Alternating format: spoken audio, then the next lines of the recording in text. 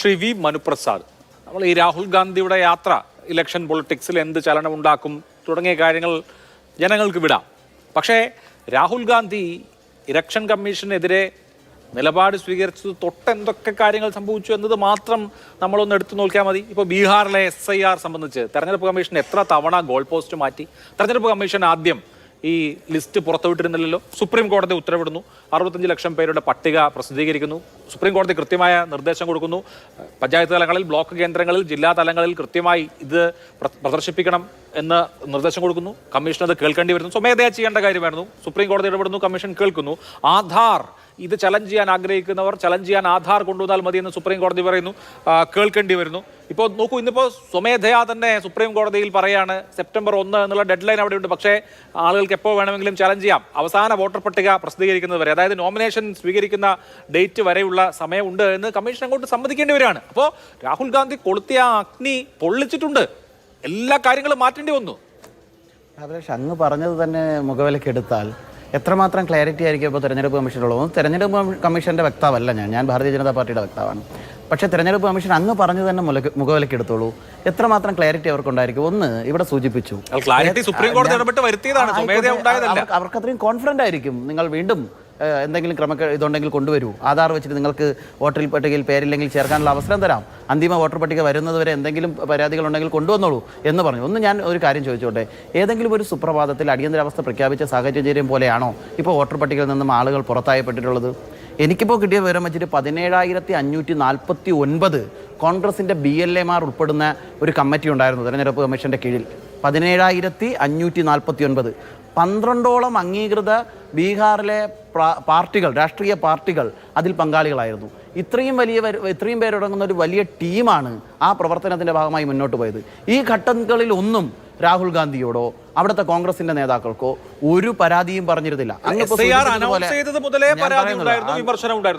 അല്ല, ഞാൻ പറയുന്നത് ഇത്രയും പേർ ബൂത്ത് BLA-മാരുണ്ടായിരുന്നു, അവർക്ക് അങ്ങനെ ഒരു പരാതി ഉണ്ടായിരുന്നില്ലേ? അവരെന്തുകൊണ്ട് അത് അപ്പോൾ പറഞ്ഞില്ല? അങ്ങനെയാണെങ്കിൽ അങ്ങനെ ഉൾപ്പെടുത്തണമെന്ന് പറഞ്ഞില്ല. അത്തരം കാര്യങ്ങളുമായിട്ട് മുന്നോട്ട് പോയില്ല. ഇനിയും ഞാൻ പറയുന്നത് അത് അവസാനിച്ച ഒരു അധ്യായമായിരുന്നില്ല. ഇന്നലെ മുതൽ ഇന്നുവരെയും പരാതി കൊടുക്കാനുള്ള സാഹചര്യം നേരത്തെ തന്നെ സുപ്രീം കോടതി പറഞ്ഞിട്ടല്ല കേട്ടോ, അതെന്താണ് അങ്ങനെ പറഞ്ഞതെന്ന് അറിഞ്ഞൂടാ. നേരത്തെ തന്നെ ഇലക്ഷൻ കമ്മീഷൻ പറഞ്ഞിരുന്നു ആഗസ്റ്റ് 1 മുതൽ സെപ്റ്റംബർ 1 വരെ അതിനുള്ള അവസരമുണ്ട് എന്ന് പറഞ്ഞിരുന്നു. വീണ്ടും ഇത്തരം കാര്യങ്ങൾ നടക്കുമ്പോൾ പറഞ്ഞു അത് വീണ്ടും തുടർന്നു നീട്ടിക്കൊടുക്കുന്ന സാഹചര്യവും ഉണ്ടായിട്ടുണ്ട്. അത്രമാത്രം ക്ലാരിറ്റി ഈ കാര്യത്തിൽ അവർക്കുണ്ടായിരിക്കും. ഇനി ഏതെങ്കിലും കാരണവശാൽ പ്രതിഷേധം കൊണ്ടോ സുപ്രീം കോടതി ഇടപെടൽ കൊണ്ടോ അല്ലല്ലോ, ഇതിനോടകം 1,24,738 ഒബ്ജക്ഷൻസ്, ചാലഞ്ചസ് ആണ് SIR-മായി ബന്ധപ്പെട്ട് വന്നിരിക്കുന്നത്. എന്നിട്ടും ഇന്നിപ്പോ പുറത്തു വന്ന വാർത്ത, എന്നിട്ടും വെറും 39 മണ്ഡലങ്ങളിലെ SIR പരിശോധിക്കുമ്പോൾ, കരട് SIR പരിശോധിക്കുമ്പോൾ അവിടെ 1,80,000 ഡ്യൂപ്ലിക്കേഷൻ. രണ്ട് വോട്ടർ ID ഉള്ള 1 ലക്ഷം ആളുകൾ ഇതിനോടകം കരട് SIR-ൽ തന്നെ പെട്ടിട്ടുണ്ട്. അപ്പോൾ നിങ്ങൾ ഏത് തരത്തിലുള്ള ശുദ്ധീകരണമാണ് നടത്തുന്നത് എന്നത് ഒരു ഭാഗത്ത്. രണ്ടാമത്തെ ഭാഗത്ത് ഈ 65 ലക്ഷം പേരെ പുറത്ത് ആക്കുമ്പോൾ അവരിൽ വാലിഡ് ആയിട്ടുള്ള ആളുകളുണ്ട്. ഇതിനോടകം തന്നെ 1,24,000 പരാതികൾ കിട്ടുന്നു.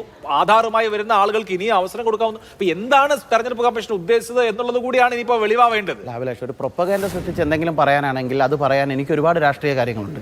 ഒരു അക്കാഡമിക്കൽ അന്തരീക്ഷത്തിൽ ഇത് പോകുന്നതുകൊണ്ട് അത്രയും ഇതിൽ ഞാൻ പറയണമെന്ന് ആഗ്രഹിച്ചിട്ടാണ് ചെയ്ത കാര്യങ്ങൾ പറഞ്ഞു പോകുന്നത്. 65 ലക്ഷം ആൾക്കാർ പുറത്തായി എന്നുള്ളത് പുറത്താക്കുന്ന സമയത്ത് നടന്ന നടപടിക്രമങ്ങളെ കുറിച്ച് ഞാൻ സൂചിപ്പിച്ചു.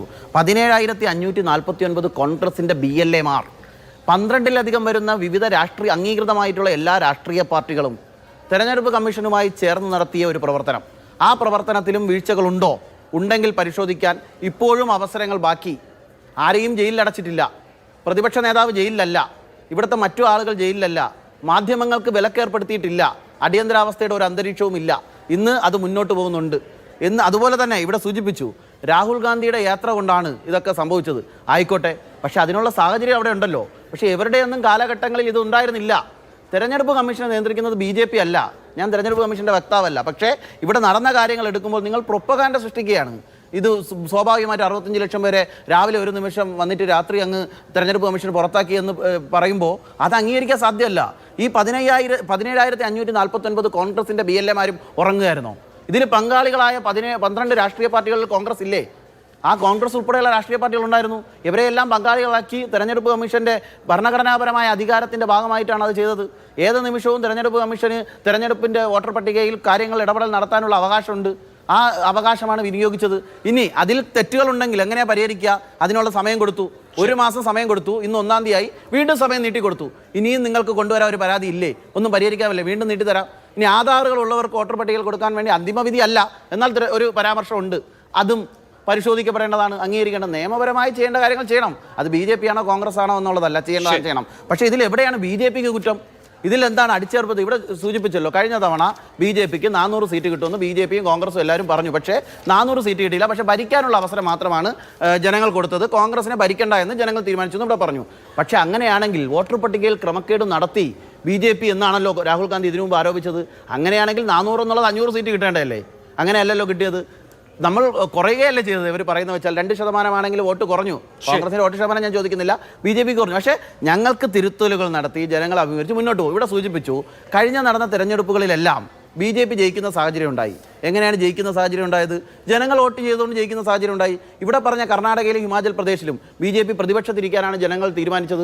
BJP പ്രതിപക്ഷത്തിരിക്കുന്നു. വോട്ട് ക്രമക്കേട് നടത്തിയിട്ടോ വോട്ട് ബൂത്ത് പിടിച്ചെടുത്തിട്ടോ ജയിക്കാനൊക്കെ ആണെങ്കിൽ അവിടെയും ഭരണപക്ഷത്ത് വന്നൂടെ? അപ്പോൾ എന്നും വിളിച്ചു പറഞ്ഞ് പ്രൊപ്പഗാൻഡ സൃഷ്ടിച്ച് അസ്ഥിരതപ്പെടുത്തി മുന്നോട്ട് പോകാനുള്ള ഇവരുടെ സാഹചര്യം ഇനിയും അവസാനിപ്പിക്കണമെന്നുള്ളതാണ് ഒന്ന്. രണ്ടാമത്തെ കാര്യം ഇവിടെ ലോക്സഭയുടെ തെരഞ്ഞെടുപ്പിലെ റിസൾട്ട് മുന്നോട്ട് പോകുന്ന സമയത്ത് വലിയ മുന്നേറ്റം റിസൾട്ടിൽ ലീഡിങ്ങിൽ കാണിക്കുന്ന സമയത്ത് തെരഞ്ഞെടുപ്പ് കമ്മീഷൻ ഓഫീസിലേക്ക് മാർച്ച് നടത്താൻ കോൺഗ്രസ് തീരുമാനിച്ചു. പിന്നീടാണ് അതിൻ്റെ കറക്റ്റായ റിസൾട്ട് വന്നപ്പോൾ അവരപ്പോൾ തന്നെ ആ പരിപാടി വിട്ടു. ഇനിയിപ്പോൾ മാർച്ചൊന്നും നടത്തണ്ട, ഇനി പറഞ്ഞാൽ ജനങ്ങൾ വിശ്വസിക്കില്ല എന്ന് പറഞ്ഞിട്ട് മാറ്റി നിർത്തി.